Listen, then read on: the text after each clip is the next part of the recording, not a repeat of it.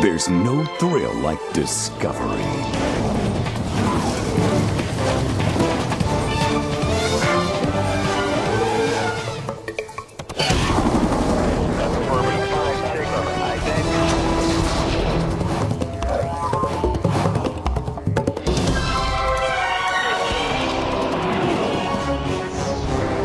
The Discovery Channel.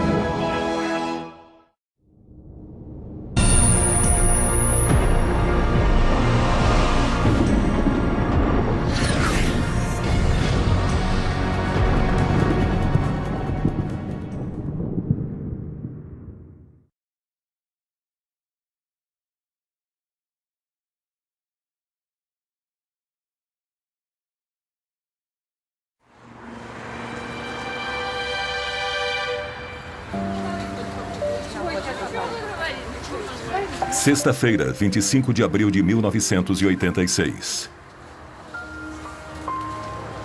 Um belo dia de primavera para os 43 mil habitantes de Pripyat, na Ucrânia. Um dia que ficará gravado na memória deles para sempre.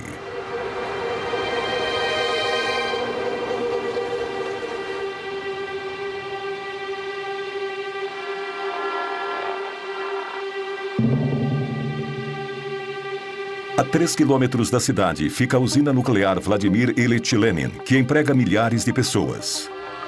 Nesta noite, os 176 funcionários do Bloco 4 têm ordens de realizar um teste no sistema de alimentação automática de combustível do reator, que tem como objetivo economizar energia. À 1h23 da madrugada, os sistemas de segurança estão desativados e o teste começa. Uma série de explosões acontece dentro do reator.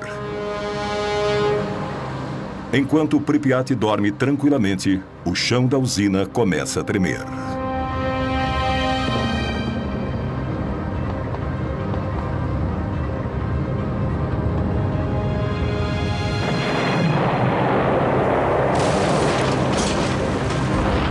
A tampa de 1.200 toneladas do reator explode. Um fluxo fortíssimo de vapor radioativo começa a jorrar, espalhando urânio e grafite centenas de metros em volta da usina. Da enorme cratera, uma chuva de fogo carregada de partículas radioativas é lançada a 1.000 metros de altura. Eram várias cores muito brilhantes. Laranja, vermelho, azul. Parecia um arco-íris. Foi lindo. O pior acidente nuclear da história tinha acabado de acontecer. Recebi um telefonema bem cedo, por volta das 5 da manhã. Disseram apenas que tinha havido um acidente na usina nuclear de Chernobyl.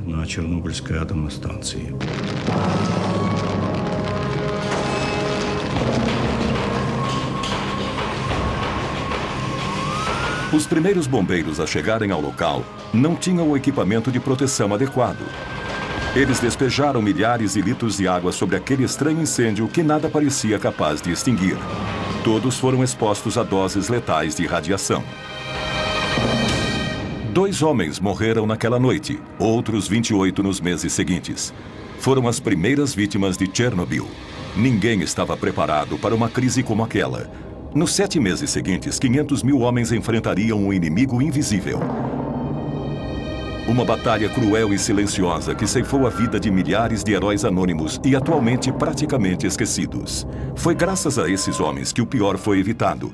Uma segunda explosão, 10 vezes mais potente do que a de Hiroshima e que teria destruído metade da Europa.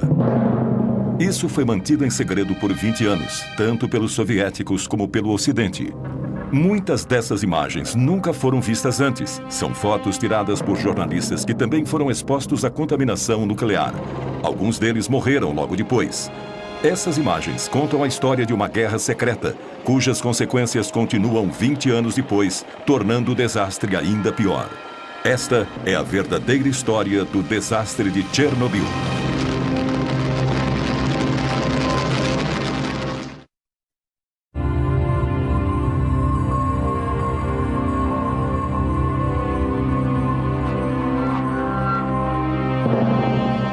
Nas primeiras horas da manhã, as nuvens já tinham sido contaminadas pela coluna radioativa com mais de 1000 metros de altura. Igor Kostin era fotógrafo da agência de notícias Novosti, quando um amigo que era piloto de helicóptero telefonou e se ofereceu para levá-lo para sobrevoar Chernobyl. Tudo o que Kostin sabia era que algo tinha acontecido na usina durante a noite. Ele foi o primeiro jornalista a ver a enorme cratera de perto.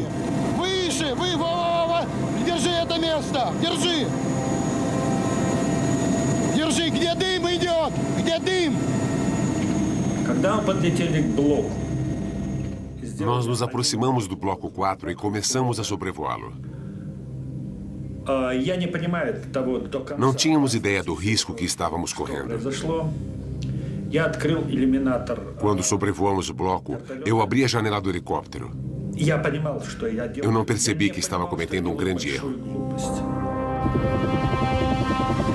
A fumaça fina e transparente que ele via subindo das ruínas era pura radiação. Kostin foi um dos poucos repórteres que esteve em Chernobyl e conseguiu sobreviver à radiação.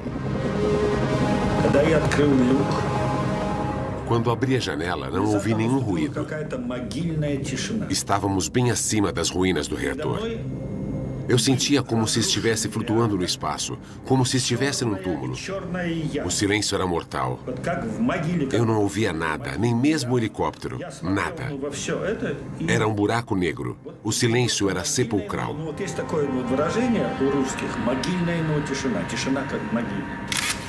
Essa é a primeira foto tirada da cratera. Depois de cerca de 1 minuto, meu equipamento começou a pifar. Não entendi o que estava acontecendo. Pensei que as minhas pilhas estavam fracas. Só pude tirar umas 12 fotos. Quando voltei para Kiev e revelei os filmes, vi que os negativos estavam escurecidos e as cores muito ruins. Eu ainda não sabia, mas as fotos tinham sido expostas à radioatividade. No centro do reator que explodiu, debaixo de 14 metros de destroços, a grafite que revestia o combustível nuclear queimou e derreteu o urânio. A precipitação radioativa seria 100 vezes maior do que a força combinada das 2 bombas atômicas lançadas sobre Hiroshima e Nagasaki. No Kremlin, 8 horas depois da explosão, Gorbachev tinha poucas informações sobre a situação. As primeiras informações que eu recebi falavam que havia acontecido um acidente e um incêndio. Não havia nenhuma palavra sobre a explosão. No início disseram que não houve explosões. As consequências dessas informações falsas foram dramáticas. К решению этой проблемы возникшей.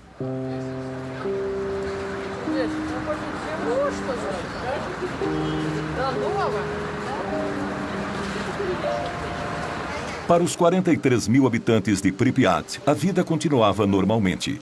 Eles não sabiam nada sobre o desastre a 3 quilômetros dali.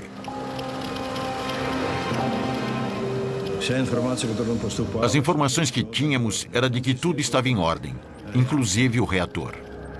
Quando questionei o acadêmico Alexandre, ele me disse que o reator estava em segurança absoluta, que poderia ser montado na Praça Vermelha. Parecia simples como acender uma vela, como ferver água na Praça Vermelha.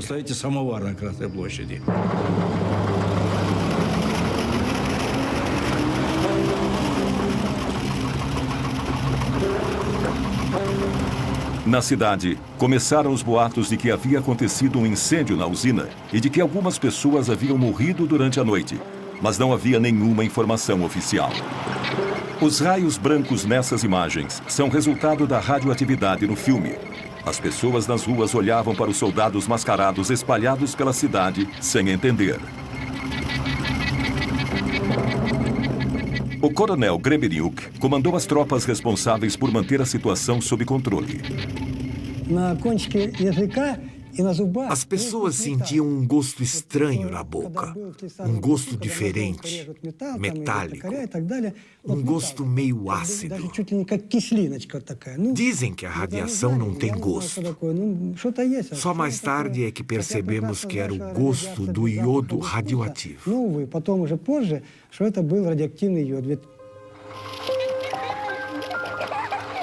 Enquanto as crianças brincavam nas praças, os homens do coronel Grebeniuk faziam as primeiras medições dos níveis de radioatividade. Naquele tempo, a radioatividade era medida em unidades chamadas Rontgens. O nível normal de radiação na atmosfera é de cerca de 12 milionésimos de 1 Rontgen.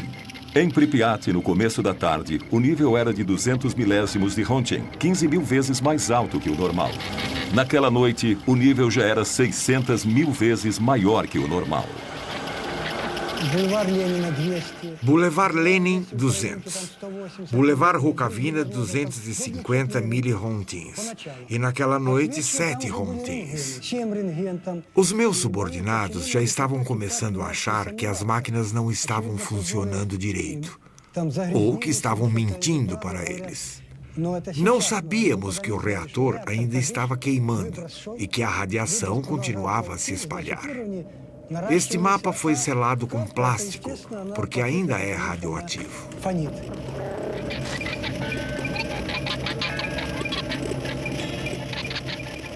Acredita-se que o ser humano possa absorver até 2 Rontgens por ano sem ser afetado. Mas a contaminação é letal se o corpo recebe mais de 400 Rontgens.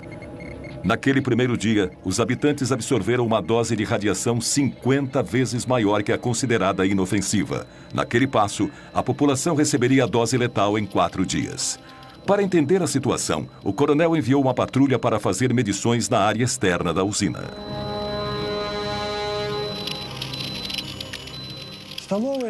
As primeiras medições foram registradas nesse mapa, 2.080 rontgens. Fiquei preocupado com meus subordinados. Como podia mandá-los entrar ali? Nesses níveis astronômicos, bastam 15 minutos para que um ser humano absorva uma dose letal de radiação. No Instituto Nuclear, os números causaram choque. Tais níveis de radioatividade nunca tinham sido registrados antes. Às pressas, Gorbachev criou uma comissão com os maiores especialistas em energia nuclear do país, liderada pelo acadêmico Legasov, um físico nuclear de renome internacional. Ele partiu imediatamente para Chernobyl. Esperávamos que eles pudessem avaliar a situação logo, mas nos primeiros dias ninguém pôde nos dizer nada. Foi uma situação dramática. Ficávamos reunidos esperando pelas informações. Exigimos alguma informação, mas eles não podiam dizer nada.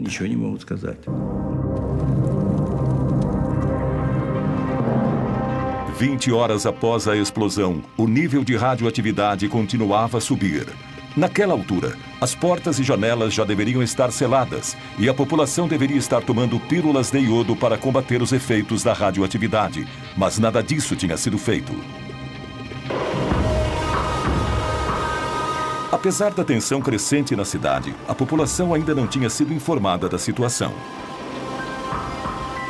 Na época, Yulia Marchenko tinha apenas 5 anos. Ela morava em Pripyat com a família. O pai dela trabalhava na usina.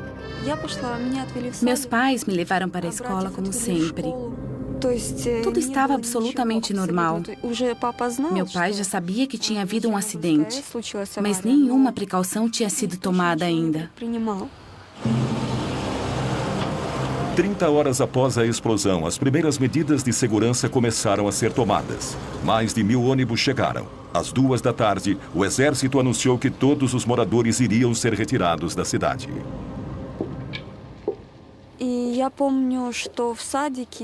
Eu me lembro que naquele dia, no jardim de infância, as professoras deram pílulas de iodo para as crianças. Lembro que os pais foram buscar seus filhos. Todo mundo estava apressado, correndo de um lado para o outro, mas não havia pânico.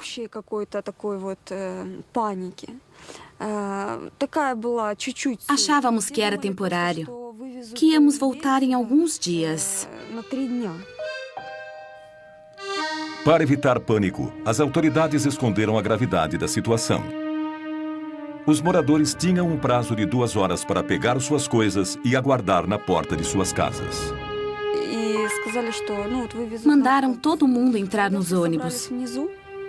Lembro perfeitamente bem de ter que escolher os brinquedos que ia levar. Eu tinha muitas bonecas e queria levar todas, mas não podia. Não podíamos nem levar roupas mais pesadas.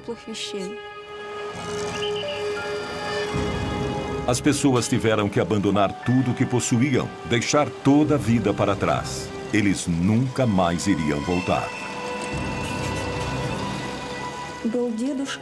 Um idoso não quis ir nos ônibus. Ficou para trás. Seu corpo foi encontrado algumas semanas depois. As pessoas não acreditavam no que estava acontecendo. Pensaram que estavam sendo enganadas. Os mais velhos lembravam da ocupação alemã e diziam que em 1941 havia bombas, mas que agora não havia nada. Eles não acreditavam num inimigo invisível, mas não havia tempo para explicações. Meus soldados e eu estávamos apenas cumprindo ordens.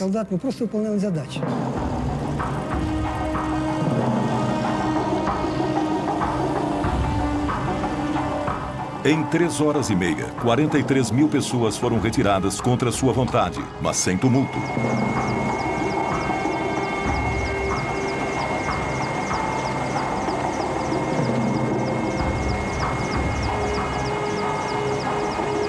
Os ônibus começaram a levar os primeiros refugiados atômicos da Europa. Eles tinham sido expostos a doses de radiação que podiam alterar a composição do sangue e estimular o desenvolvimento de cânceres. Ну, как я нахожу, что, по-моему, скоро его отмоют. Скоро люди здесь будут жить. Ну, еще что вам сказать? Город должен жить. Красивый город. Вот я сейчас смотрю напротив стадиона. Здесь должны дети играть.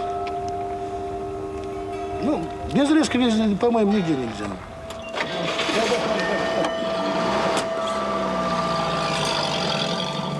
48 horas depois do desastre, as únicas pessoas que ainda estavam na cidade eram os militares e membros da delegação científica, reunidos no hotel Pripyat. Como se ignorassem o perigo, eles comiam, dormiam e trabalhavam ali tranquilamente. Eles eram cientistas, especialistas. Não acredito que eles agiram de maneira irresponsável ou suicida, mas eles subestimaram a gravidade da situação. Os critérios antigos não serviam mais. Já tinha havido outros acidentes nucleares no nosso país e nos Estados Unidos, mas as informações foram mantidas em segredo. Nunca havia acontecido um acidente de tamanha proporção. Eles até achavam que o reator estaria operacional em maio ou junho. Enquanto isso, o vento começou a levar nuvens carregadas de partículas radioativas para o norte. Entre 26 e 27 de abril, elas circularam por mais de 1.000 quilômetros sobre a Rússia, a Bielorrússia e o Báltico. No dia 28, as nuvens chegaram à Suécia, onde o aumento da radioatividade foi detectado perto de uma das usinas nucleares da região. Logo depois, os noticiários da TV alertavam a população. A poeira radioativa de Chernobyl estava caindo sobre Estocolmo. Um esquadrão de caças foi enviado para fazer medições nas nuvens. O nível de radioatividade indicava um grave acidente. 60 horas após o desastre, nenhum comunicado oficial tinha sido enviado para fora da União Soviética. O ministro das Minas e Energia sueco me telefonou na segunda. Eu estava no escritório em Viena e ele me disse que tinham registrado níveis altíssimos de radioatividade nas proximidades da usina nuclear de Forsmark, no leste da Suécia. Eles concluíram que a nuvem tinha vindo de fora. Me perguntaram se eu sabia alguma coisa a respeito e eu disse que não, mas que ia investigar.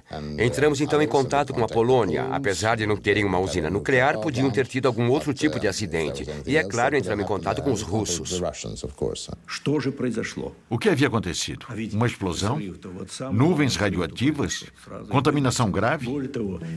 Foi a Suécia que enviou o alerta para nós.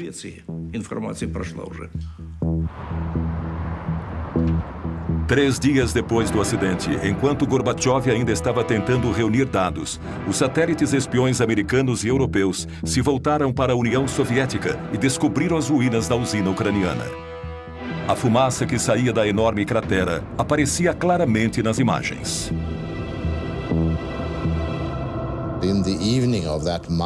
Naquela segunda-feira à noite, no dia 28, recebemos uma mensagem de Peter Petrovsky, chefe da Comissão de Energia Nuclear russa. Ele nos informou sobre o acidente ao mesmo tempo em que os russos avisavam o resto do mundo. No Politburo, nós decidimos que toda e qualquer informação deveria ser reportada a nós. Por isso, chamei a KGB e ordenei que eles acompanhassem tudo o que estava acontecendo lá e que nos transmitissem todas as conversas dos cientistas. Mandei que enviassem aquelas informações a mim pessoalmente.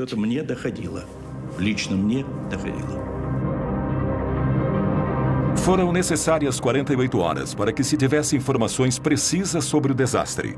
Foram 2 dias inteiros, durante os quais os 43 mil habitantes de Pripyat ficaram expostos à contaminação. E o problema continuava. Na parte inferior do reator, 1.200 toneladas de magma incandescente continuavam a queimar a mais de 3.000 graus, liberando gases e poeira radioativa na atmosfera. A Europa inteira estava à mercê dos ventos.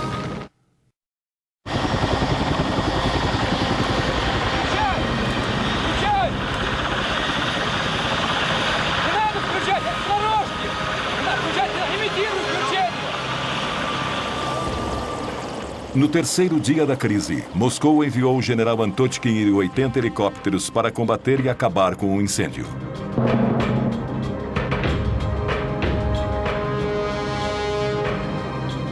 Quando chegou, o general sobrevoou o reator em ruínas a 200 metros de altitude. Por causa do incêndio, a temperatura estava entre 120 e 180 graus, mesmo àquela altitude. O nosso dosímetro, que é um instrumento que mede a radiação, ia só até 500 rotings. A agulha enlouqueceu, quase pulou do painel. Acho que havia pelo menos 1000 rotings a 200 metros. Mesmo àquela altitude, meia hora de exposição poderia ser fatal. A forte corrente de ar quente radioativo que subia do reator não permitia nenhum tipo de aproximação. Eles teriam que improvisar uma forma de cumprir sua missão.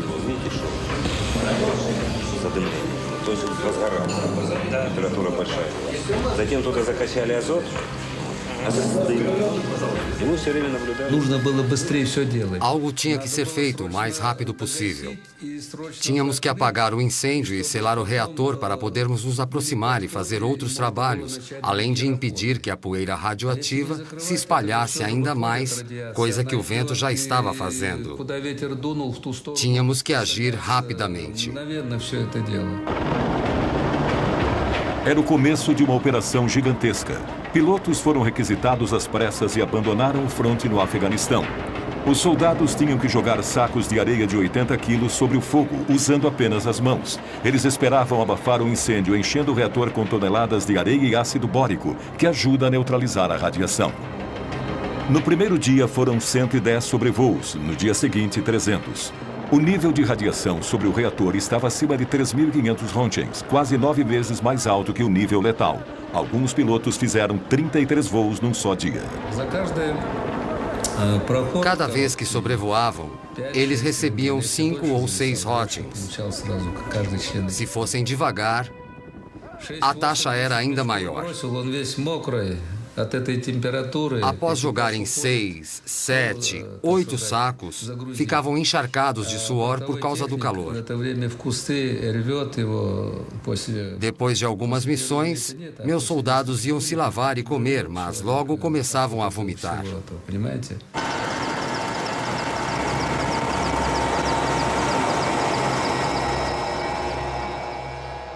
As vítimas foram enviadas para o hospital número 6, em Moscou.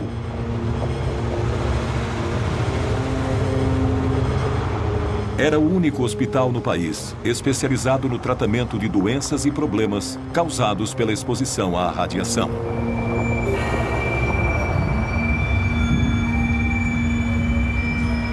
Os sintomas iniciais da exposição à radiação, enjoos, vômitos, náusea e diarreia, são seguidos por um período de latência.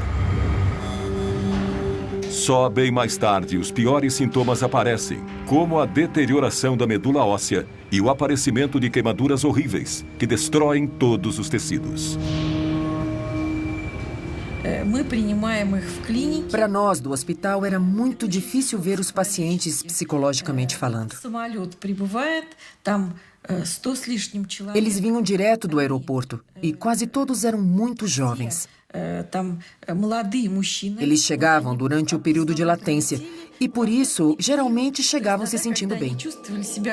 Nós os vestíamos todos iguais, com o mesmo tipo de pijama. Eles chegavam brincando, mas nós já sabíamos que muitos deles iam morrer. 27 morreram bem depressa.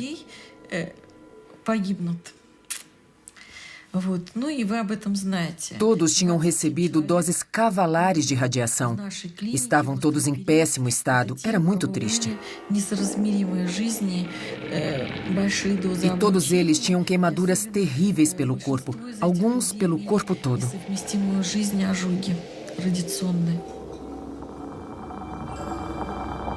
Durante 15 anos, as autoridades reconheceram apenas esses primeiros casos como vítimas de Chernobyl.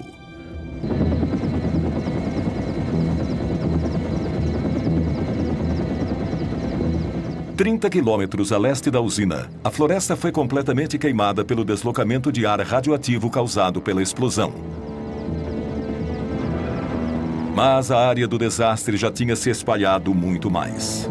Desde a explosão, as partículas radioativas levadas pelas nuvens começaram a cair como a chuva. Muitas regiões em várias partes da Ucrânia, Bielorrússia e Rússia foram contaminadas.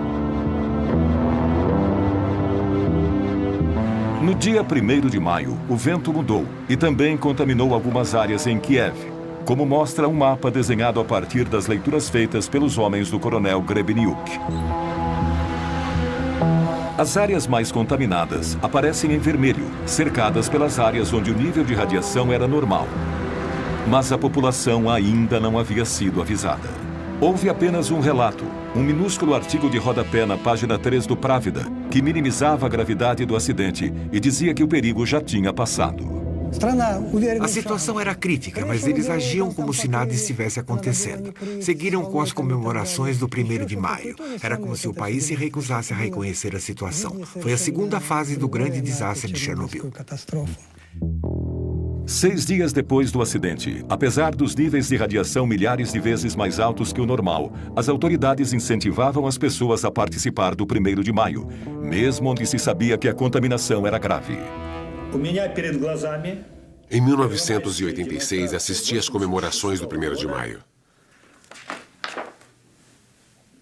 Eu estava lá, testemunhei.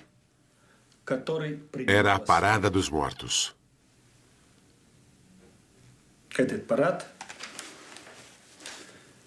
E as mortes seriam terríveis.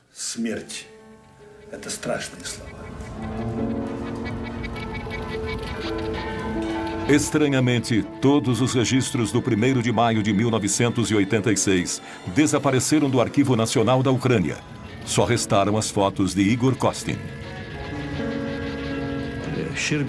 Sherbitsky, o primeiro secretário do partido na Ucrânia, também participou das festividades com a família, inclusive os netos. Claro que era muito importante para nós evitar o pânico. Se pelo menos soubéssemos qual o nível de radioatividade no ar... Quantas pessoas foram contaminadas durante as comemorações? Nenhum único estudo foi publicado ainda. Vladimir Sherbitsky, primeiro secretário do Partido Comunista Ucraniano, cometeu suicídio pouco depois.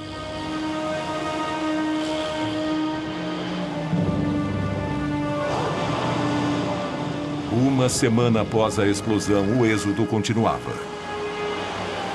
Os moradores de Chernobyl, a 7 quilômetros da usina, foram retirados, assim como todos os habitantes das cidades num raio de 30 quilômetros ao redor da usina. 130 mil pessoas tiveram que se mudar, e muitas já estavam contaminadas.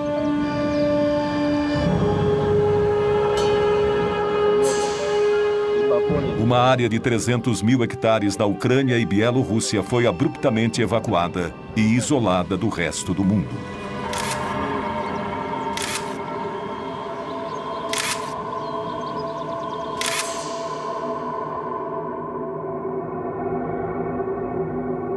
Uma vasta região dizimada.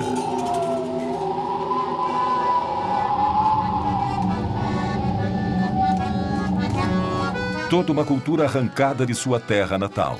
Em poucos dias, um mundo inteiro foi destruído por um inimigo invisível.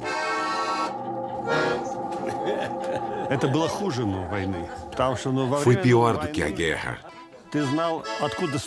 Porque você não via o inimigo. Na guerra, você vê os canhões, as metralhadoras, os tanques. Aqui não se via nada. A radiação estava por toda parte. Ela atravessava as pessoas. Ela ataca e só depois você começa a sentir seus efeitos. Às vezes, anos mais tarde. É assustador.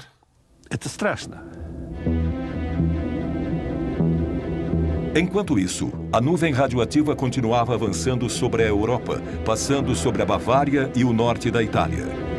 A chuva levou o Césio 137 e o iodo 131 para o sul da França e a Córcega. Plantações e pastos foram contaminados. Enquanto as autoridades francesas negavam a presença da nuvem, ela alcançou a Grã-Bretanha e se espalhou até a Grécia.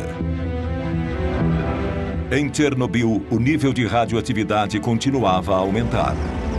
6.000 toneladas de areia e ácido bórico cobriram a cratera. Mas no subsolo, a gigantesca massa de magma incandescente continuava ardendo. 10 dias depois do desastre, Gorbachev convidou pessoalmente Hans Blix, o diretor da poderosa Agência Internacional de Energia Nuclear, para visitar o local. Foi o primeiro especialista e o primeiro ocidental a visitar Chernobyl.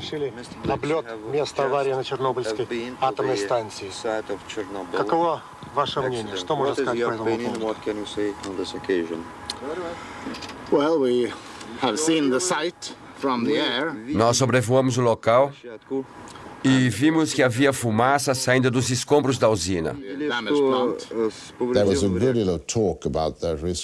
Falou-se sobre o risco de uma segunda explosão. Falaram sobre isso quando estávamos em Moscou.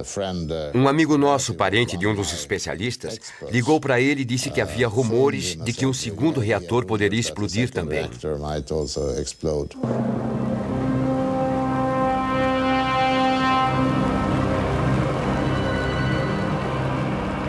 Na parte inferior do reator, 195 toneladas de combustível nuclear ainda estavam queimando, gerando um calor inacreditável que aos poucos foi derretendo a areia da superfície. As rachaduras logo começaram a aparecer. Depois que tapamos o buraco, a temperatura lá dentro começou a subir. Ficamos com medo porque podia haver outra explosão. Foi assustador.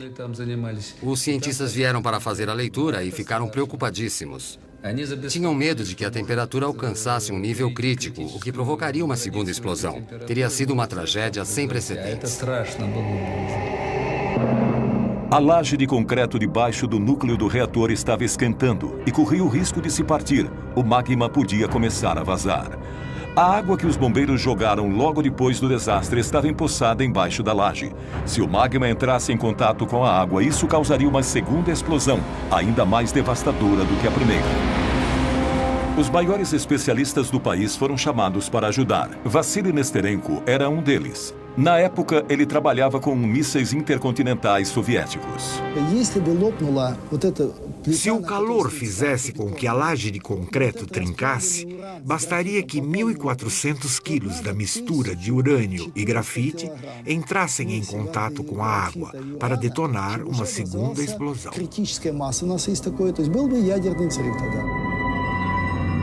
Essa explosão seria comparável à de uma bomba atômica gigantesca.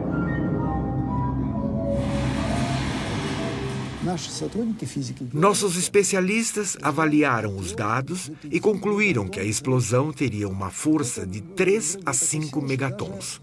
Minsk, a 320 quilômetros de Chernobyl, desapareceria do mapa e a Europa ficaria inabitável. Precisávamos parar o processo. Se ele continuasse, teria sido uma catástrofe nuclear. Teria sido um desastre sem precedentes.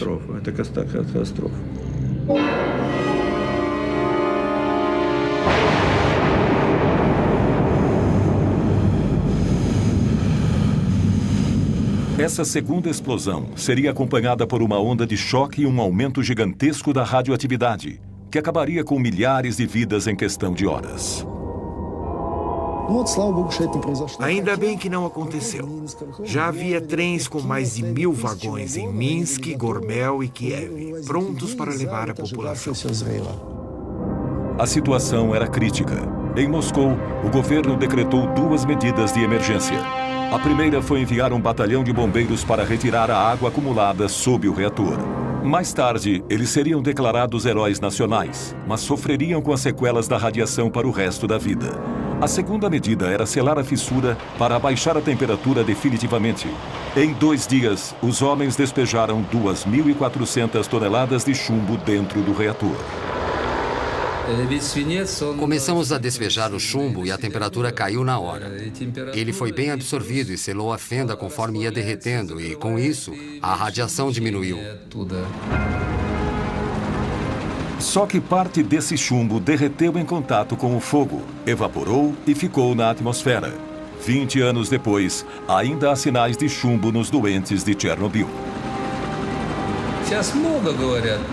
Hoje há muitas críticas, mas naquela situação não havia nada melhor a fazer. Todas as pessoas, civis ou militares, oficiais ou não, trabalharam sem descanso. Eu participei desse primeiro estágio e posso dizer que não havia escolha.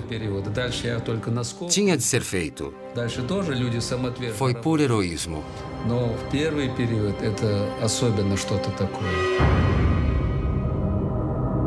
Durante a operação, 600 pilotos foram contaminados. Todos morreram, mas seus esforços adiaram o pior por alguns dias. Embora tivesse sido coberto, o incêndio não tinha acabado. Sobrevoos com helicópteros não iam resolver o problema. Era preciso chegar mais perto, entrar na fissura. Mas como?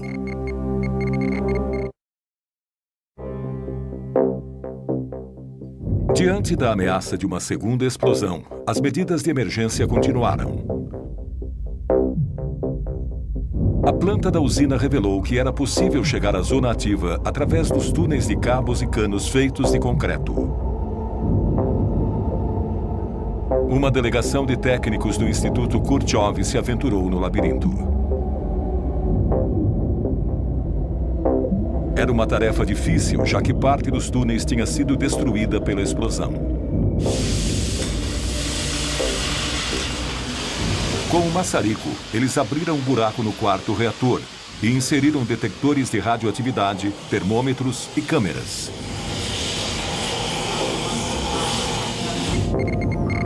O resultado foi aterrador.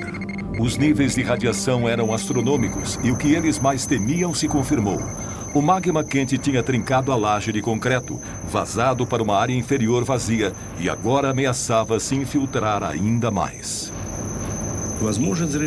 O risco de haver uma explosão era de 5, 10%. Drenamos a água debaixo do reator, mas era preciso fazer mais. Tínhamos que pôr alguma coisa embaixo do reator para impedir que o magma se infiltrasse. Alguma coisa que o impedisse de vazar. Nada impedia que o magma se infiltrasse ainda mais no subsolo arenoso. Abaixo do reator havia um enorme sistema aquífero que abastecia o país inteiro.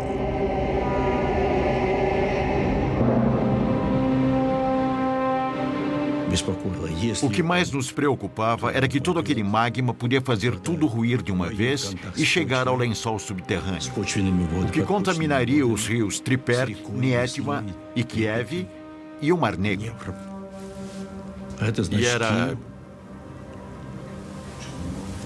E era imperativo encontrar uma solução. Cogitou-se uma nova operação, mas que causaria mais mortes. No dia 12 de maio de 1986, 17 dias depois da primeira explosão, os mineiros de Tula, a 1000 quilômetros de Chernobyl, receberam a visita do vice-ministro de Minas e Energia.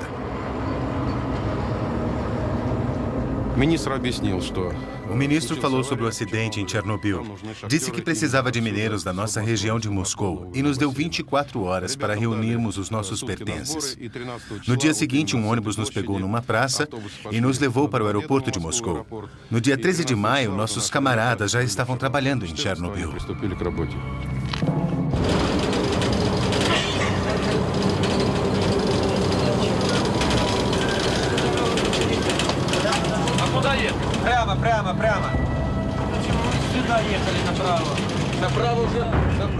A missão deles era chegar ao reator pelo único caminho possível, o subterrâneo.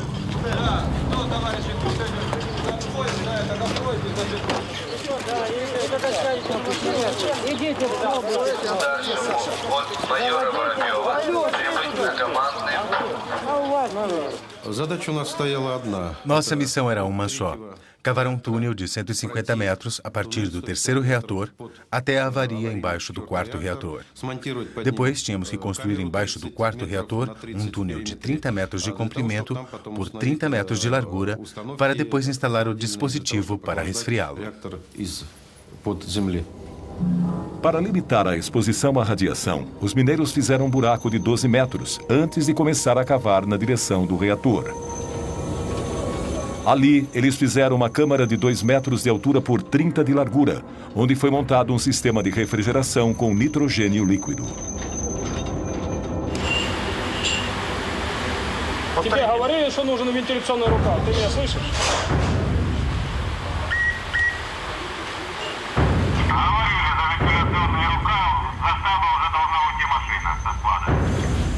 Em um mês, 10 mil mineiros da Rússia e da Ucrânia desceram ao túnel. Todos tinham entre 20 e 30 anos. Lá dentro não havia ventilação e por isso a temperatura chegava a 50 graus. A radioatividade era de no mínimo 1 Rontgen por hora. Trabalhamos sem nenhum equipamento de proteção. Não dava para usar máscaras porque o filtro ficava úmido em questão de minutos. Todo mundo trabalhava sem nada, até sem camisa. Bebíamos água direto das garrafas abertas, o que era péssimo porque estávamos ingerindo partículas radioativas junto com a água. Um dos nossos camaradas engoliu um grão de areia altamente radioativo e morreu. Como a gente ia saber o que cada um inalava ou ingeria? O mais difícil era a falta de oxigênio.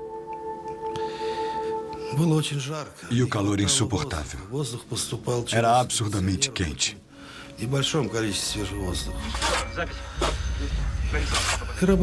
O pior era que precisávamos trabalhar rápido. Trabalhar sem descanso. Isso era o pior. Grupos de 30 mineiros se revezavam a cada 3 horas, 24 horas por dia.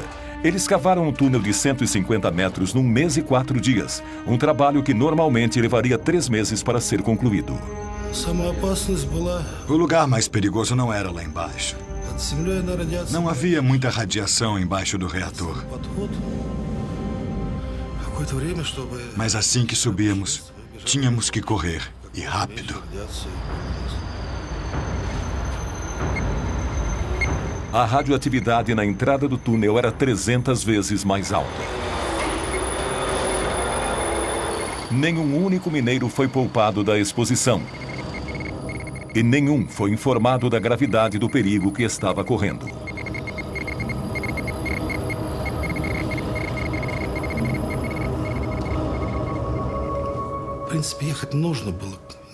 Alguém precisava fazer aquilo. Se não fôssemos nós, seriam outros. Nós cumprimos nosso dever. Se devíamos ter aceitado, é muito tarde para julgar. Eu não me arrependo.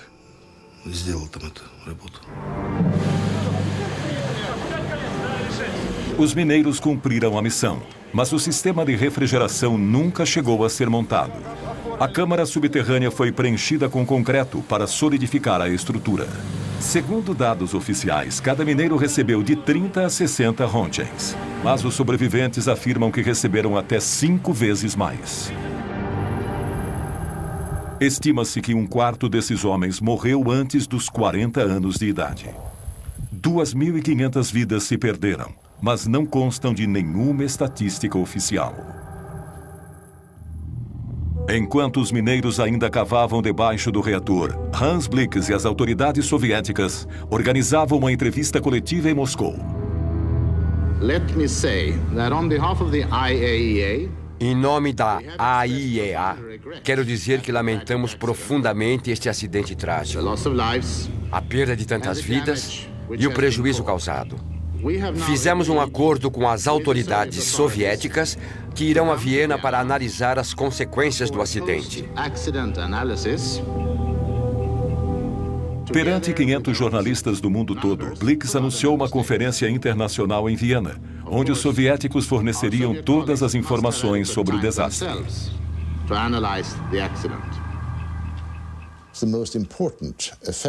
O resultado mais importante da entrevista coletiva foi que o povo russo passou a acreditar no governo. As pessoas estavam acostumadas a nunca acreditar no que o governo dizia, porque ele sempre omitia informações. O povo nunca sabia de nada. Então, quando ouviram as notícias do acidente, ficaram com medo que fosse pior. E era. Foi terrível com certeza, mas de alguma forma passaram a confiar no governo. Foi uma vitória da Glasnost. Os soviéticos concordaram em cooperar com o Ocidente. Foi uma mudança histórica que deu início a uma abertura conhecida como Glasnost, uma vitória política de Gorbachev. Em Chernobyl, embora o incêndio tivesse sido controlado, a fissura e as toneladas de lixo radioativo estavam expostas aos elementos. Era mais do que urgente cobrir a estrutura danificada e limpar a área. Para tanto, seriam necessários mais homens, muitos mais.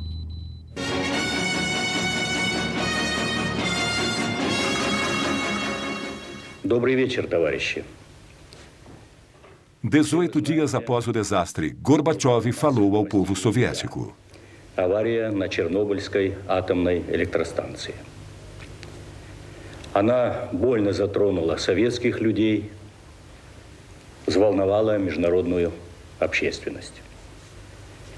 Мы впервые реально столкнулись с такой грозной силой, какой является ядерная энергия, вышедшая из-под контроля.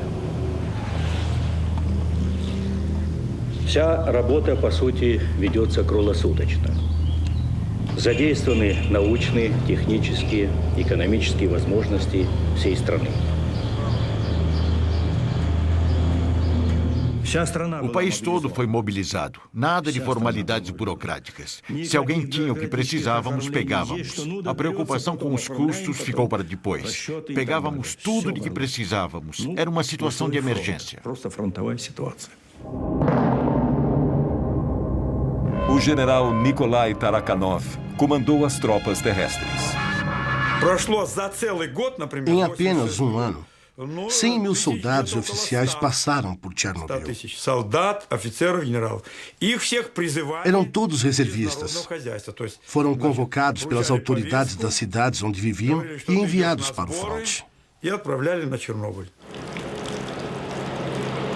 Militares ou civis, oficiais ou soldados rasos, eles ficaram conhecidos como liquidadores, um termo inventado naquela situação. Sua missão, liquidar, acabar com a radioatividade. Сначала ходишь первые дни, прячешься, одеваешь маску, а потом уже забываешь, даже на производстве уже забываешь одевать ее. Уже как дома, чувствуешь себя действительно, привыкаешь здорово. Все улыбаются, все довольны. Водку не продают. Вообще в Москве такой слух был, что на Чернобыль приезжает, водителям каждый день дают 150 грамм этого. Я с женой разговаривал, 150, и да. рассказываю, говорю, в столовую заходишь 150, выходишь 150. Она, ты хоть закусывай там. Самое интересное, тут просто нет. Шагу не ступи. Igor Kostin era um dos 5 repórteres autorizados pelo Kremlin a fazer a cobertura, fato inédito num país onde tudo era mantido em segredo. 3 dos seus colegas já haviam morrido. Não havia títulos, nada de ministros, generais ou soldados. Ninguém dizia, eu sou general, faço o que eu mando. Todo mundo estava fazendo o melhor que podia. E foi assim que começou a operação batizada de liquidação do acidente de Chernobyl. 100 mil soldados, além de 400 mil civis, operários, engenheiros, enfermeiras, médicos e cientistas de cada república soviética passaram por Chernobyl. A União Soviética estava travando sua última e maior batalha. 500 mil pessoas. Havia mais homens em Chernobyl do que os que lutaram contra Napoleão. Só que o nosso exército tinha sido contaminado.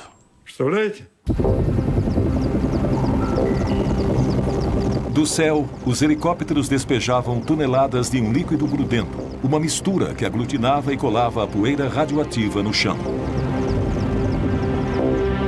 Enquanto isso, brigadas de liquidadores ficaram encarregadas de limpar a área, casa por casa, e remover a camada de poeira radioativa que cobria tudo.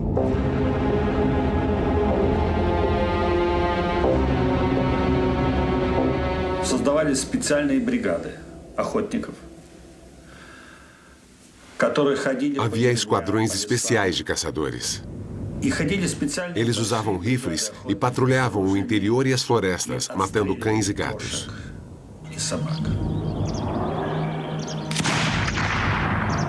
Todos os animais tiveram que ser mortos, porque depois de vagar pelas áreas mais contaminadas, estavam encharcados de radioatividade e podiam contaminar os liquidadores.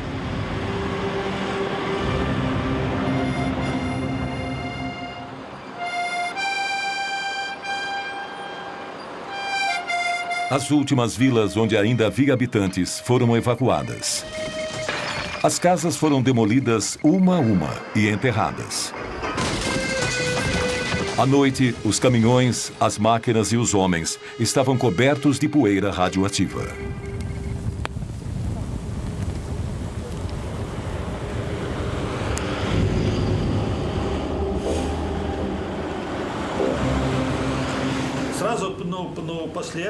Um amigo me falou, Igor, vamos rápido tomar banho. E lá fomos nós.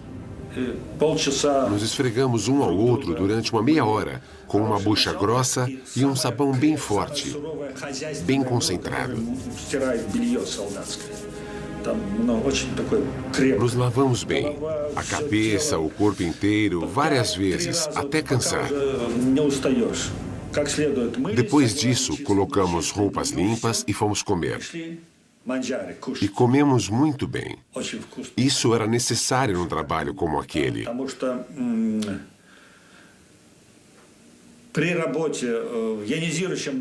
Porque com a radiação ionizante, você precisa estar forte, bem forte, porque toda essa radiação se aloja nos pontos mais fracos do seu organismo e lá se instala.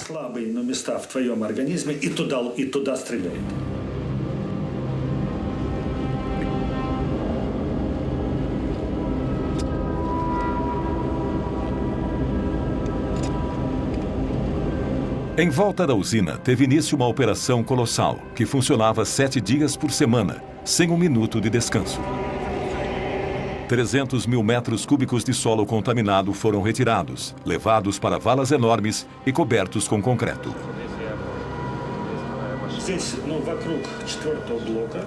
Aqui, em volta do quarto reator, foi onde as missões mais perigosas aconteceram. 8 semanas depois da explosão, os liquidadores atacaram o coração do problema. Para neutralizar o lixo tóxico a longo prazo e impedir que se espalhasse ainda mais, o reator inteiro teria que ser isolado. Lev Bocharov foi um dos engenheiros que desenhou a enorme estrutura que cobriria o quarto reator completamente. Um sarcófago de aço e concreto de 170 metros de comprimento por 66 metros de altura. Aquele foi um projeto único. Ninguém jamais havia construído uma estrutura como aquela numa área tão radioativa. Só podíamos trabalhar alguns minutos de cada vez. Um projeto como esse nunca havia sido feito.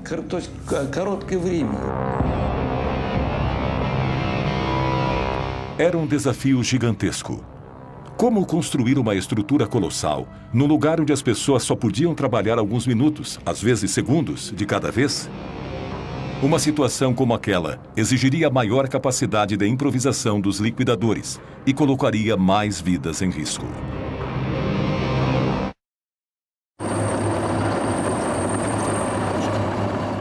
Doze semanas se passaram desde a primeira explosão no bloco 4 da usina nuclear de Chernobyl. Para impedir que a contaminação se alastrasse, o ataque final foi lançado.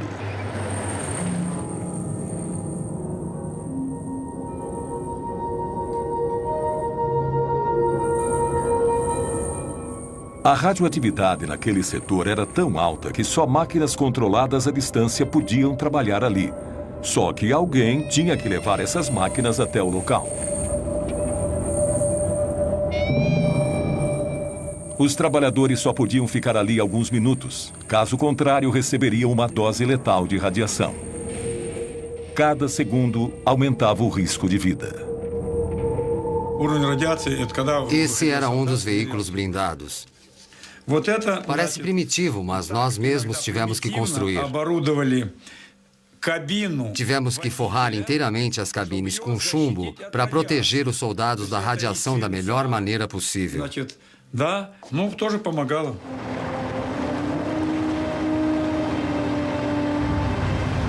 Cada peça metálica da estrutura era fabricada às vezes a centenas de quilômetros dali.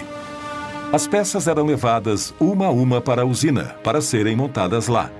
Um quebra-cabeça extraordinário.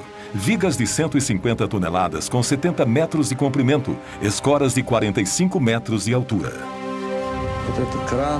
Esse é o Demac 4000. Olha o tamanho desse guindaste. Não podíamos trabalhar ali muito tempo, então não podíamos nos dar ao luxo de errar. Um mínimo erro de cálculo e teria sido impossível montar tudo.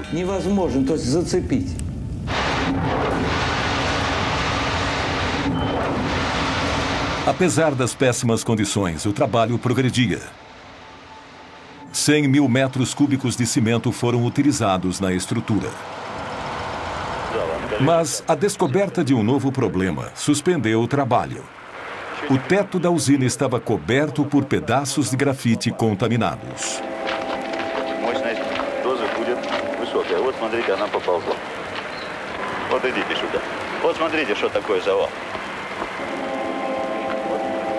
Здесь, в том месте, где мы стоим, сейчас 10 рентген. Это будет примерно 1000. Вот около вот этого колпака примерно 200. Все, пойдемте. На сегодня хватит. Выходим, пойдемте. И ты тоже выходи оттуда. Eram blocos de grafite que cobriam as barras de urânio e voaram durante a explosão. Um único pedaço emite radiação suficiente para matar um homem em menos de 1 hora. Era essencial se livrar deles antes de continuar com a construção.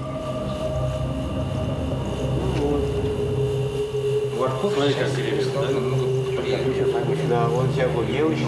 Намного приятнее стало.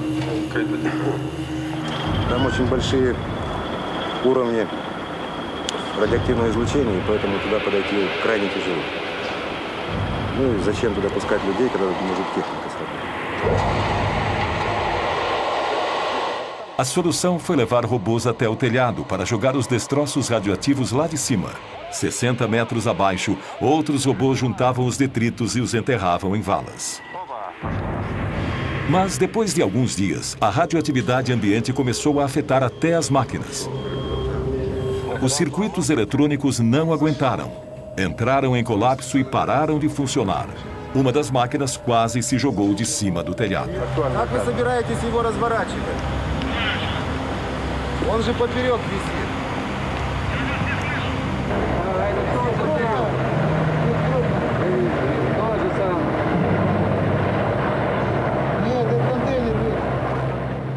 O uso de robôs teve que ser descartado. Eles teriam que ser substituídos por homens.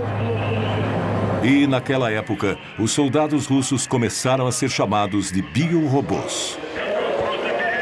Um batalhão de jovens se preparava para subir no telhado do terceiro reator pela primeira vez. Todos tinham entre 20 e 30 anos de idade. Eram todos reservistas, convocados para a batalha mais perigosa e mortal em Chernobyl. Nenhum ser humano jamais tinha trabalhado em áreas com uma radioatividade tão alta. O general Nikolai Tarakanov comandou a operação e supervisionou pessoalmente os mínimos detalhes, como as proteções de chumbo que os soldados foram forçados a fazer à mão na véspera da operação. Os flancos, as costas, as botas. Eles estavam cobertos de chumbo da cabeça aos pés. Tinham chumbo no capacete, na máscara de proteção contra os raios beta. Tinha um chumbo no avental especial e na luva com dupla camada protetora. O uniforme completo pesava entre 26 e 30 quilos.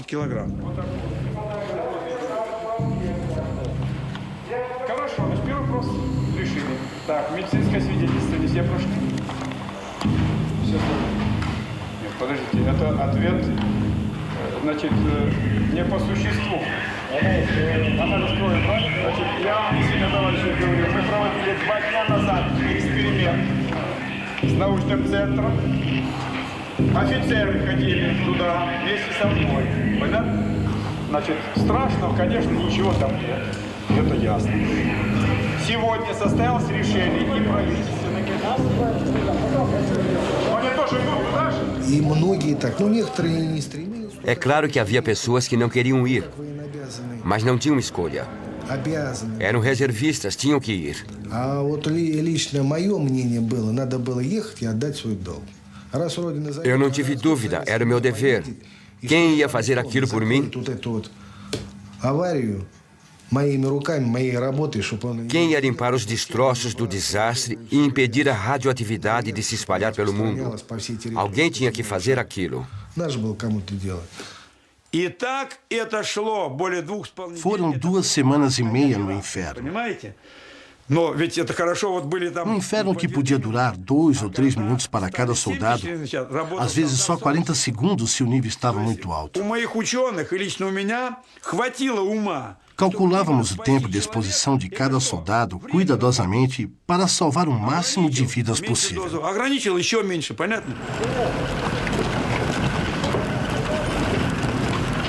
Quando a sirene tocava, um grupo de 8 soldados ia para o telhado junto com um oficial. A missão era bem simples: juntar os destroços radioativos o mais rápido possível e jogar tudo para baixo.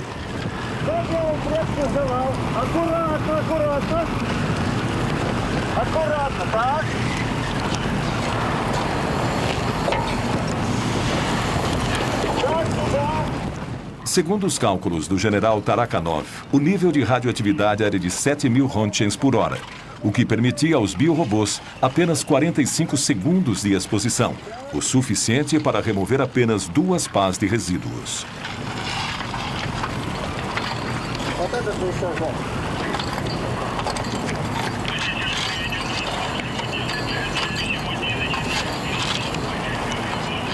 каждого была своя маленькая долика. Это как обычно, как вот в любое дело. Parecíamos formigas. Assim que os primeiros terminavam a tarefa, eram substituídos imediatamente por outros. Todo mundo trabalhava, por menos tempo que fosse. Foi assim, juntos, que combatemos a radioatividade. Durante 10 dias, grupos de biorobôs ficavam no telhado por 10 minutos. Segundo os militares, 3.500 pessoas participaram da limpeza. Algumas, como Igor Kosten e Konstantin Fedotov, subiram ao telhado 5 vezes.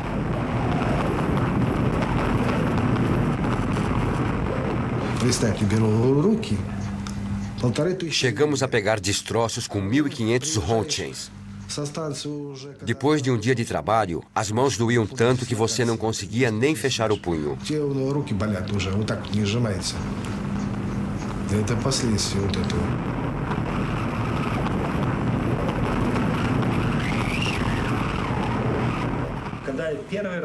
Na primeira vez que eu subi ao telhado, fui invadido por um sentimento místico. Era como estar num outro planeta. Estava tudo coberto de lixo radioativo. Minhas mãos tremiam. Eu não sabia em que mundo estava. Comecei a tirar fotos.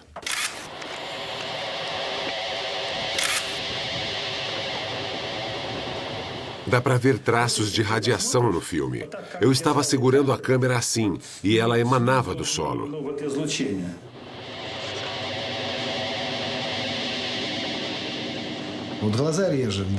Os olhos começavam a arder e você ficava com um gosto metálico na boca.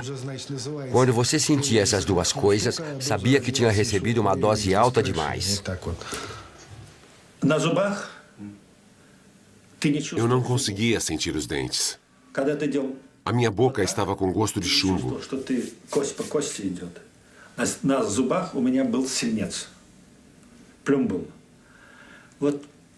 Eu fazia assim com os dentes, mas não sentia nada.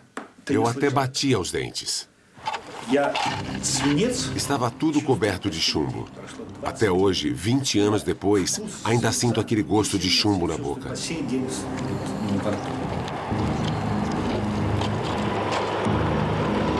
Depois, milhares de pessoas descobririam que aquele gosto estranho era o indício do ataque de um inimigo invisível. Enquanto os biorobôs sacrificavam a vida no telhado da usina, a limpeza prosseguia numa área de 30 quilômetros ininterruptamente.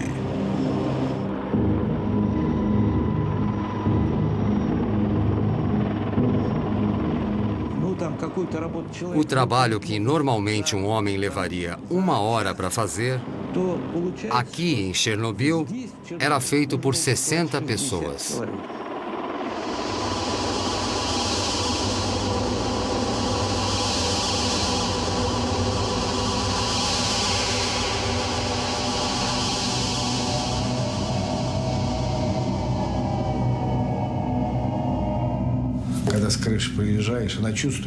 Quando a gente descia do telhado, parecia que todo o nosso sangue tinha sido sugado por vampiros. Estávamos exaustos. Não podíamos nem nos mexer. Tinha gente que sangrava pelo nariz. Os bombeiros ficavam de plantão. Se alguém começasse a sangrar pelo nariz, era levado para o hospital na hora. Se alguém desmaiava, era mandado para casa. Mas todos queríamos aguentar firme.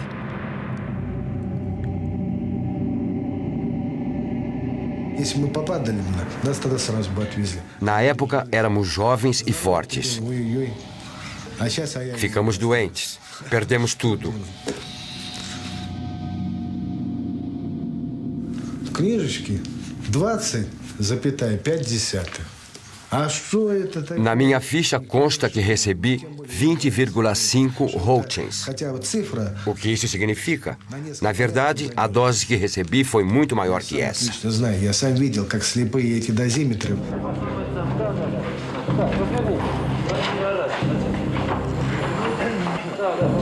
Позвольте мне от оперативной группы Министерства обороны СССР вручить вам почетный грамоту.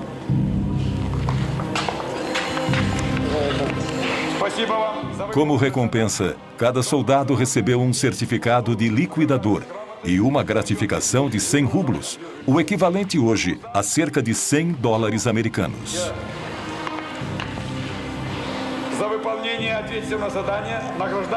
Eles arriscaram a vida, mas conseguiram reduzir o nível de radiação em apenas 35%. Quando mandaram aquelas pessoas para o telhado, não sabíamos qual era o nível de radiação. Hoje sabemos que estava entre 10 e 12 mil rontgens por hora. Nesse nível, ninguém deveria estar lá.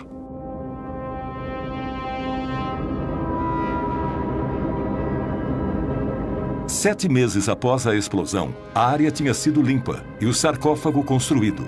500 mil pessoas, entre civis e militares, participaram da operação. Eu disse à comissão que, por terem enfrentado níveis de radiação absurdos, limpado toda a grafite e realizado tarefas tão heróicas, os nossos soldados mereciam algum ato simbólico, como hastear a nossa bandeira.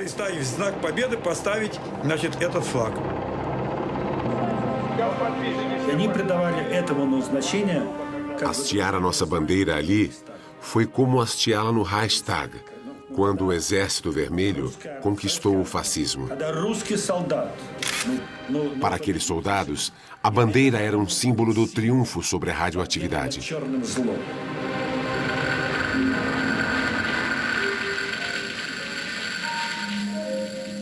Cada grupo de liquidadores comemorou o fim da operação à sua maneira.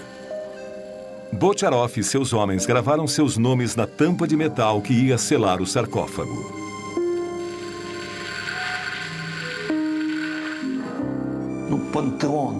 O sarcófago é um panteão. Um túmulo. Um mausoléu. Nosso segundo mausoléu. Depois daquilo, paramos de construir usinas nucleares.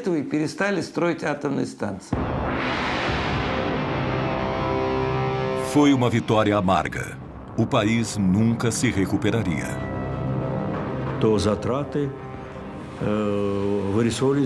Aquilo nos custou 18 bilhões de rublos.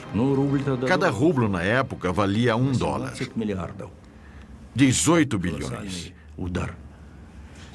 É muita coisa se considerarmos que logo depois o preço do petróleo entrou em colapso. Não dá para calcular os problemas que o nosso país e a perestroika enfrentaram.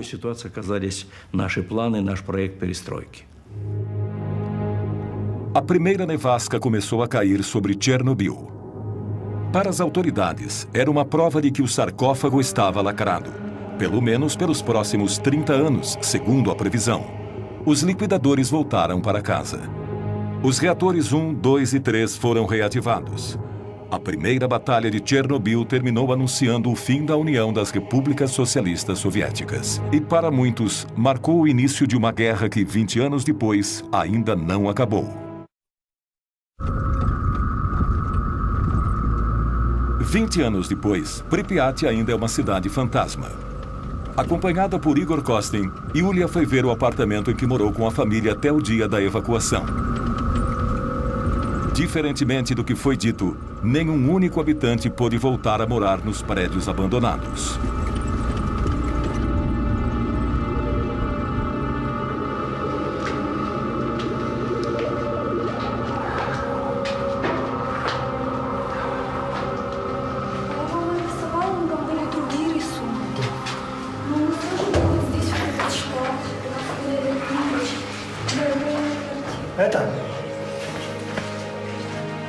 Потрогай стену, раз ты пришла к себе домой.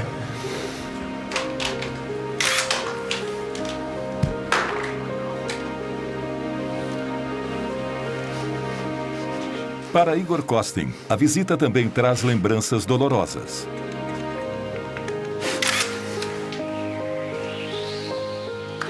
Ele foi exposto à radiação durante os 7 meses em que cobriu a operação. Desde então, tem que ficar hospitalizado mais de 2 meses todos os anos. Новую энергию в завтрашний день.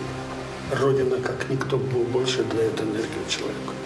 Это твоя родина, твоя земля сейчас так впитала все мощное, что только мы не можем быть отсюда.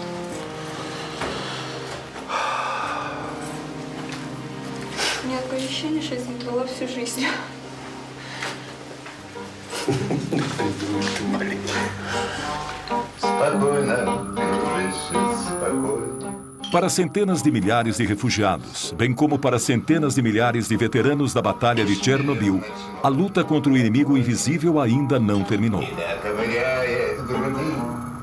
Todos os que estiveram em Chernobyl ainda sofrem com a radioatividade que absorveram. Nos meses seguintes ao acidente, os liquidadores lotaram os hospitais por toda a União Soviética. 20 anos depois, aqueles que ainda estão vivos continuam a frequentar o hospital número 6. São todos vítimas do que os especialistas chamaram de Síndrome de Chernobyl.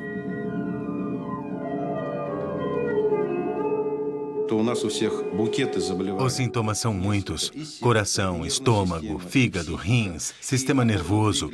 Nosso corpo todo sofreu com as mudanças radicais no metabolismo causadas pela radiação e exposição química. Quando os liquidadores voltaram para casa, estavam exaustos, incapazes de voltar a uma vida normal. 20 anos mais tarde, muitos dos que sobreviveram estão incapacitados, não podem trabalhar. Parece que as autoridades esqueceram suas dificuldades e diminuíram o valor das pensões. Os veteranos da guerra do Afeganistão ainda estão vivos, enquanto nós morremos aos poucos. Escrevi um poema sobre isso. Estou cheio de tristeza, nostalgia e angústia. É como uma bala na têmpora que nada pode deter. E a mãe reza em segredo para que Deus poupe a vida do seu filho. Esses homens não tinham nem 30 anos quando foram convocados para lutar contra o átomo. Hoje nem completaram 50 anos, mas têm as limitações de pessoas mais velhas.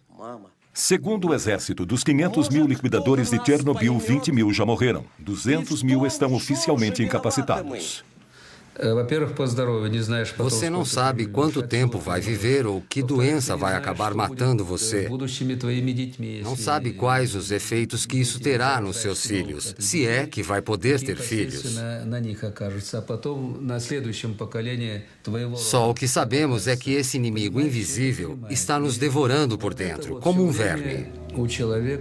Para nós, a guerra continua e aos poucos estamos deixando este mundo. Apesar de tudo isso, depois de 2 décadas, apenas 59 mortes foram oficialmente atribuídas ao acidente de Chernobyl. Nenhum único estudo foi feito com os 130 mil refugiados da região. Nenhum único dado estatístico levantado sobre o estado dos 500 mil liquidadores. Nenhum número sobre a população que continua a morar perto de Chernobyl e das áreas contaminadas. Essas pessoas nunca souberam o nível de radiação que receberam. 6-0, да? Це вже підвищується. Вчора була 5 і 7, а сьогодні вже 6-0. Степені однаково може бути. Да? Плюс-мінус. Плюс-мінус. Це не таке страшне. Слухайте, до скількох страшне? До скількох? Ну, кажіть правду. До скількох страшне? До скількох? До 20. Uma representante do Soviete Supremo descobriu que as reais consequências do acidente foram encobertas quando a União Soviética se dissolveu em 1991. Aproveitando o momento de anarquia em que o país se encontrava, ela conseguiu pôr as mãos em cópias de vários documentos secretos. Um relatório de 600 páginas do Comitê Central, preparado enquanto a Batalha de Chernobyl ainda estava sendo travada. Quando eu li aqueles documentos, descobri que as coisas aconteceram de maneira muito diferente. Eu percebi o tamanho da mentira que os líderes do partido contaram. O decreto número 12 dizia que em 12 de maio de 1986, 10.198 pessoas já tinham sido hospitalizadas. das quais 345 mostravam sinais de lesões causadas pela radiação. Ao mesmo tempo, as autoridades diziam que estava tudo bem, que não tinha sido nada sério. Portanto, eles mentiram para nós. De acordo com Alla, outra passagem revela que as autoridades mudaram os padrões arbitrariamente, multiplicando por 5 aquela que era considerada a dose aceitável de radiação para o corpo humano. Quando eles aumentaram os parâmetros, muitas pessoas ficaram milagrosamente curadas. Elas recebiam alta do hospital e eram mandadas para casa. Foi um ato criminoso. A tendência de manipular números não aconteceu apenas entre os soviéticos. No final de agosto de 1986, a primeira conferência internacional relacionada a Chernobyl aconteceu a portas fechadas e foi presidida por Hans Blix. Nenhum jornalista ou observador foi admitido no anfiteatro. A delegação russa era presidida por Lagasov, responsável pela comissão governamental durante a Batalha de Chernobyl. Quando nós o encarregamos de preparar o relatório, dissemos que ele devia contar tudo. Ele produziu um relatório rico em detalhes que deixou todo mundo em estado de choque. Lagasov falou durante 3 horas. Seu relatório concluiu que nas décadas futuras haveria cerca de 40 mil mortes causadas por câncer como consequência do acidente. O mundo ocidental recusou-se a aceitar essa estimativa, e isso gerou uma discussão inflamada entre o Ocidente e o Oriente.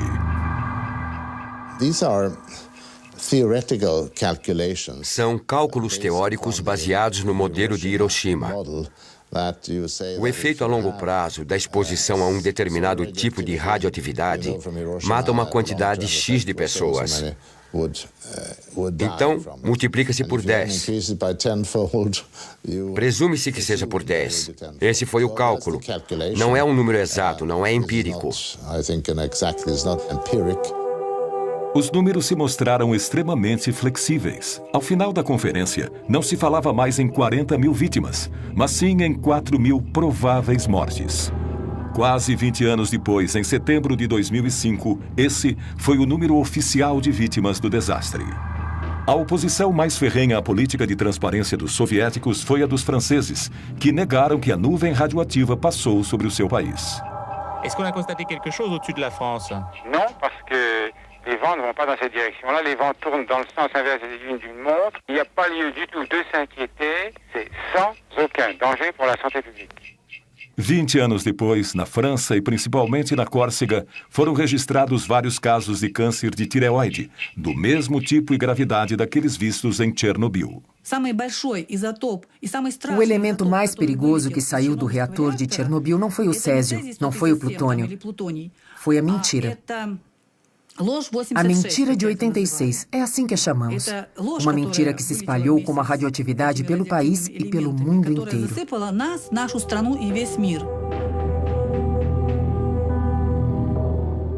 Em 27 de abril de 1988, no segundo aniversário do desastre, Lagasov, que tinha trabalhado tanto para revelar a verdade, decidiu pôr fim à sua vida.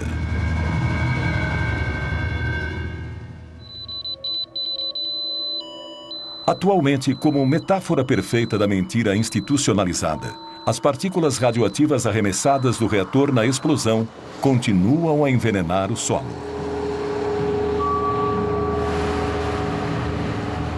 Vinte anos após o acidente, a região de Chernobyl continua inabitável.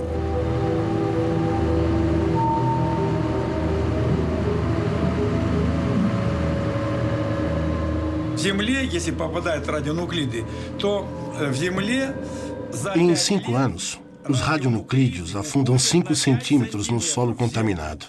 Ou seja, 20 anos depois, são 20 centímetros sob o solo. Eles continuam a contaminar as plantas. Para limpar tudo, teríamos que remover 20 centímetros do solo e enterrar isso em valas, o que seria uma tarefa gigantesca. É impossível.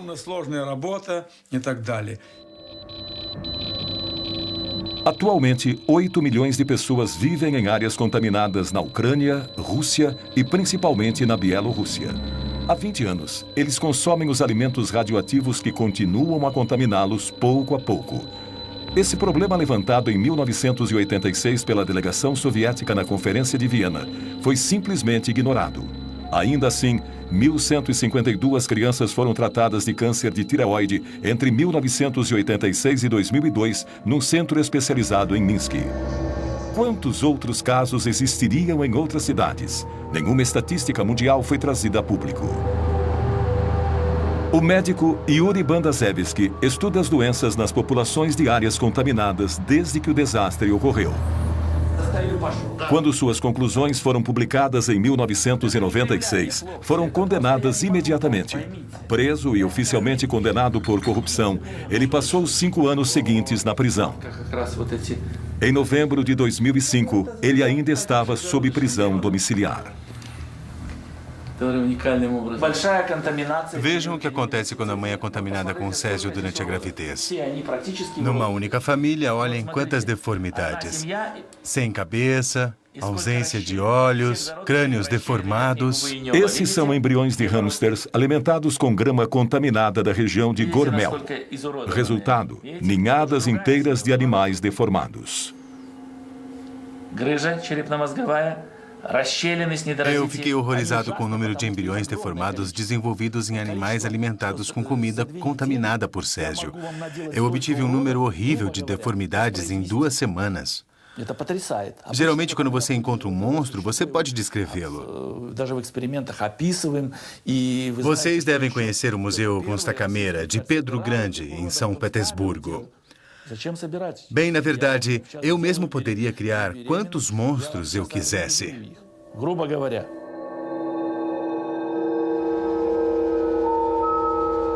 Nunca houve nenhum estudo oficial de mutações genéticas decorrentes do acidente em Chernobyl. Apesar disso e dos mais de 1.000 abortos espontâneos que ocorreram após o desastre, centenas de crianças sofrem com os efeitos da radiação. As deformidades que vemos nessas crianças são parecidas com as que vimos nos hamsters de Bandazevski. Na Bielorrússia, 300 mil crianças atualmente sofrem as consequências da contaminação. A IGCO, Cruz Verde Internacional, fundada por Gorbachev depois que ele deixou o governo em 1991, abriu centros de tratamento e apoio às vítimas de Chernobyl. Eles também organizam acampamentos terapêuticos com o objetivo de ensinar as novas gerações das áreas contaminadas a conviver com a radioatividade, como aqui, medindo o nível de contaminação do alimento. Por quantos anos isso vai continuar? 800 anos? 800 anos. Até o segundo Jesus Cristo nascer? Até ele voltar? Sim, Chernobyl teve um papel importante para nós todos. E é claro que temos que continuar pesquisando, que continuar investindo. Temos que reforçar os laços de cooperação com outros países e criar centros científicos internacionais para descobrir novas fontes de energia mais seguras. Isso é essencial. Eu não desejo que ninguém, seja amigo ou inimigo, passe por uma tragédia como essa. Ninguém merece passar pelo que passamos em Chernobyl. Somos todos humanos, ninguém merece isso.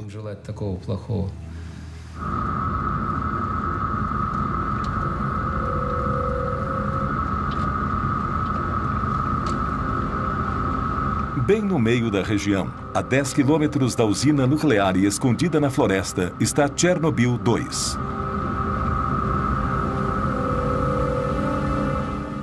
Há 20 anos, ninguém podia se aproximar desse enorme radar militar.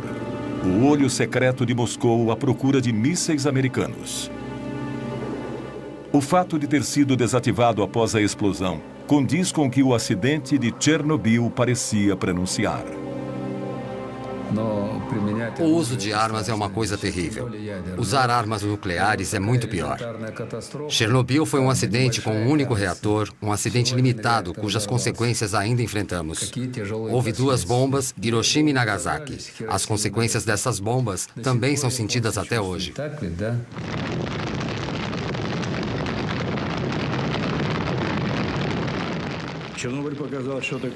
Chernobyl nos mostrou o que realmente acontece com a energia nuclear em mãos humanas. Calculamos que o nosso míssil mais poderoso, o SS-18, era tão poderoso quanto 100 Chernobyls. O SS-18 era a ogiva que os americanos mais temiam. E tínhamos 2.700 deles, todos apontados para os Estados Unidos. 2.700. Imagine a destruição que eles causariam. Mr. Gorbachev was probably right in saying that Gorbachev estava certo em dizer que Chernobyl foi a melhor representação da radioatividade fora de controle. De certa forma, ele também disse que temos que nos afastar das armas nucleares. Um ano e meio após o acidente em Chernobyl, Gorbachev desativou todas as ogivas nucleares com alcance entre 500 a 5.000 quilômetros. 10 anos mais tarde, o tratado que proibia testes nucleares foi assinado por países do mundo todo, menos pela Índia. Chernobyl marcou o início do desarmamento dos dois maiores rivais nucleares do mundo. Chernobyl convenceu a todos. Tanto soviéticos como americanos perceberam a magnitude dos vulcões atômicos sobre os quais os dois países estavam sentados. Não só esses dois países, mas o mundo inteiro. O mundo inteiro. No entanto, a lição de Chernobyl parece estar sendo esquecida. Enquanto isso, sob o sarcófago do reator número 4, o veneno ainda é letal. Em 2001, os 3 reatores de Chernobyl foram desativados definitivamente. Mas 20 anos depois da explosão, os ponteiros do dosímetro ainda ficam malucos na base do sarcófago. Os níveis de radioatividade 100 vezes acima do normal contaminam os arredores da usina. A estrutura está enfraquecida pela chuva e pela erosão. Desde sua construção, 3.000 liquidadores têm vigiado na tentativa de evitar danos. Construímos o sarcófago para durar 30 anos. Achávamos que 30 anos depois da explosão, poderíamos construir um novo sarcófago sem ter que retirar os moradores. 20 anos se passaram e nada foi feito ainda. Ele tem que ser substituído, mas a Ucrânia não tem dinheiro para isso. Nós também não. Um novo sarcófago está sendo construído, mas sua montagem já está 10 anos atrasada. É uma estrutura de 108 metros de altura que deve cobrir o primeiro sarcófago completamente e que custará $1 bilhão. Hans Blix gerencia o fundo para a construção. Ainda não terminamos de construir o sarcófago novo, que estará pronto em alguns anos. Depois que ele estiver pronto, todo o resíduo radioativo poderá ser removido.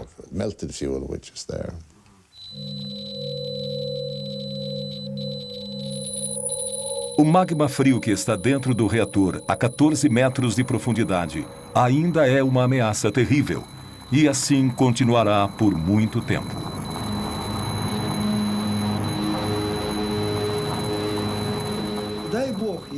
Rezo a Deus para que o sarcófago nunca se rompa. Seria a pior coisa que poderia acontecer, porque lá dentro há 100 quilos de plutônio.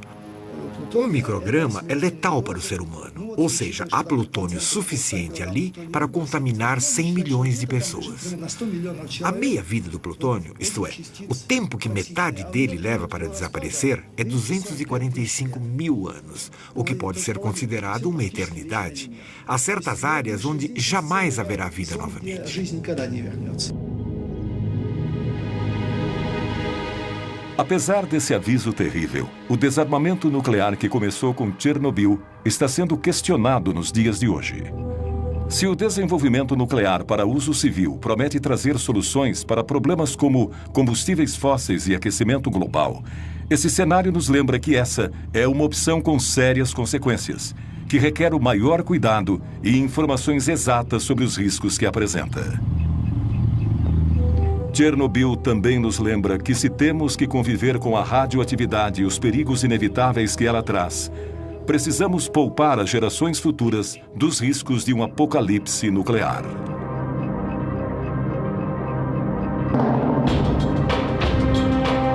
Versão brasileira, Tempo Filmes, São Paulo.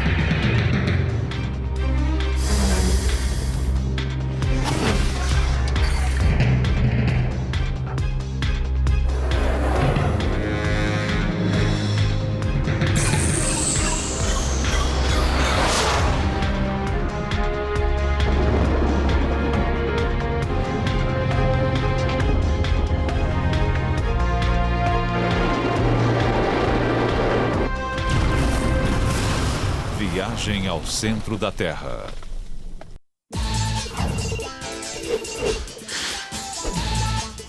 Parece que está todo mundo comprando. No metrô, eu sempre vejo pelo menos 5 pessoas lendo o Código da Vinci. É o assunto do momento. É uma aventura. Eu vi as provas pessoalmente. Tem gente que não sabe da Última Ceia. Eu fico surpresa. Nossa, você não sabia? Parece que os pontos de vista divergem. Ele misturou verdade e ficção. A gente não sabe onde acaba uma e começa a outra. Eu acho que tudo que ele escreveu é verdade. A gente quer acreditar. Eu não acredito.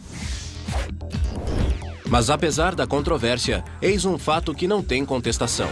Nesta era moderna, com tantos meios eletrônicos de entretenimento, o Código da Vinci, um fenômeno de vendas escrito por Dan Brown, conseguiu o inimaginável. Pessoas do mundo inteiro realmente pararam para ler o livro. Quem iria imaginar que isso poderia acontecer?